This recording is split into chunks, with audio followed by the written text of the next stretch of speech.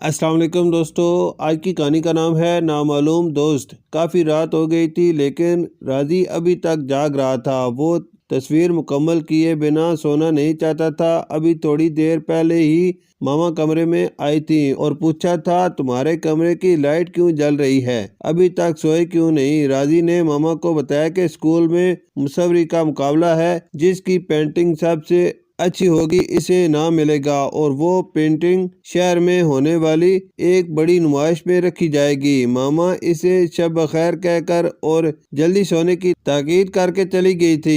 اب راضی ہاتھ میں برش تھامے سامنے رنگ رکھے کوئی بہت بڑا شاہکار تخلیق کرنے کی کوشش میں تھا۔ اس کے ذہن میں جو بھی خیال آتا وہ یہ سوچ کر اسے رد کر دیتا کہ نہیں، اس سے بھی اچھا کوئی اچھوتا سا خیال ہو جس کو وہ رنگوں میں ڈال کر کینوس پر منتقل کرے۔ رات گہری ہو چکی تھی۔ راضی نے سوچا وہ تصویر بنانا شروع کر دے، ہو سکتا ہے بنانے کے دوران اچھے آئیڈیاز ساتھ ساتھ آنے لگیں اور کچھ اچھا بن جائے۔ اچانک ہی اسے یاد آیا کہ آج شام پارک سے واپس آتے ہوئے اسے سڑک پر گرا ہوا شناختی کارڈ ملا تھا، جو اس نے اپنے دوستوں کو دکھایا تھا کہ کسی کے والد کا تو نہیں، لیکن کسی نے حامی نہیں بھری تھی۔ ایک دوست نے کہا تھا کہ اس شناختی کارڈ پر جو تصویر ہے اس سے تو یہ انکل غیر ملکی لگ رہے ہیں۔ ایک دوست نے کہا ان انکل کا بال بنانے کا سٹائل بہت پیارا ہے۔ راضی کو خیال آیا کہ کیوں نہ شناختی کارڈ والے انکل کی تصویر بناؤں۔ یہ سوچتے ہی اس نے شناختی کارڈ پر دیکھ دیکھ کر ایک زبردست پینٹنگ تیار کر لی۔ رنگوں کے مناسب استعمال سے اس تصویر کی خوبصورتی مزید بڑھ گئی۔ اس نے اس تصویر کو پینٹ کرتے ہوئے بالوں کے سٹائل پر بہت محنت کی اور تصویر پر کیپشن دیا نامعلوم دوست۔ دوسرے دن اسکول کے بڑے ہال میں مقابلہ تھا۔ مشہور مصور آئے ہوئے تھے جو مقابلے کے جج تھے۔ بہت سی اچھی تصاویر مقابلے میں پیش کی گئیں۔ پہلا انعام راضی کو ہی ملا اور اس کی بنائی تصویر کو شہر کی ایک بڑی آرٹ گیلری کی نمائش میں شامل کرنے کے لیے منتخب کیا گیا۔ جس دن آرٹ گیلری میں تصویر کی نمائش تھی، راضی اپنے ماما پاپا کے ساتھ وہاں موجود تھا۔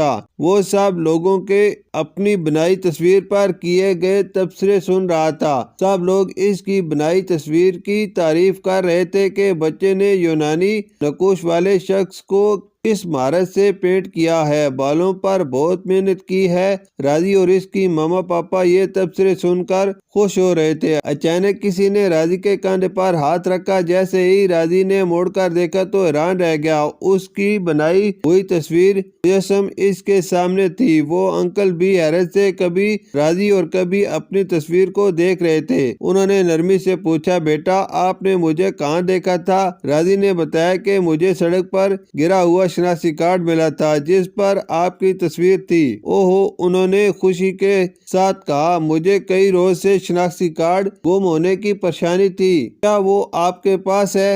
جی، میں نے سنبھال کر رکھا ہوا ہے، راضی نے کہا۔ شکر ہے۔ انکل نے سکون کا سانس لیا۔ پھر انکل راضی کے ماما پاپا سے ملے۔ انہوں نے انکل کو اپنے گھر مدعو کیا۔ اگلے ہی دن انکل راضی کے لیے بہت سے تحائف لے کر ان کے گھر آئے۔ پاپا نے ان کے لیے شاندار دعوت کا انتظام کیا تھا۔ انکل ملک یونان سے سیاحت کے غرض سے آئے ہوئے تھے اور وہ اپنے ملک میں ایک اعلیٰ عہدے پر فائز تھے۔ وہ اپنے شناختی کارڈ کے گم ہونے سے بہت پریشان تھے جو انہیں بڑے عجیب انداز میں واپس مل گیا تھا۔ انہوں نے راضی کو بہت سراہا۔ ایک تو اس کے فن کی تعریف کی، یقیناً یہ ایک بہترین کاوش تھی، اور دوسرا یہ کہ اس طرح سے ان کا گمشدہ کارڈ ملنے کے ساتھ ساتھ ایک نامعلوم دوست ایک بہترین دوست بن گیا تھا اور وہ راضی کی فیملی کے پکے دوست بن گئے۔ انہوں نے راضی کو اپنی فیملی سے ملوایا۔ ان کا ایک بیٹا راضی کا ہم عمر تھا، اسے بھی مصوری کا شوق تھا، وہ بھی راضی کا دوست بن گیا۔ راضی کے پاپا نے انہیں سیاحت کے ایسے مقامات کے بارے میں بتایا کہ جن کے بارے میں انہیں پتہ نہیں تھا۔ وہ کہتے تھے پاکستان بہت خوبصورت ملک ہے۔ جب انکل اور ان کی فیملی کے واپس جانے کا وقت آیا تو راضی بہت اداس ہوا، لیکن انکل نے کچھ عرصے بعد ہی ان سب کو یونان سیاحت کے لیے بلوایا۔ راضی کے ماما پاپا کو یونان بہت پسند آیا۔ اب راضی ڈاکٹر بن چکا ہے اور اس کی شادی یونان یونانی انکل کی بیٹی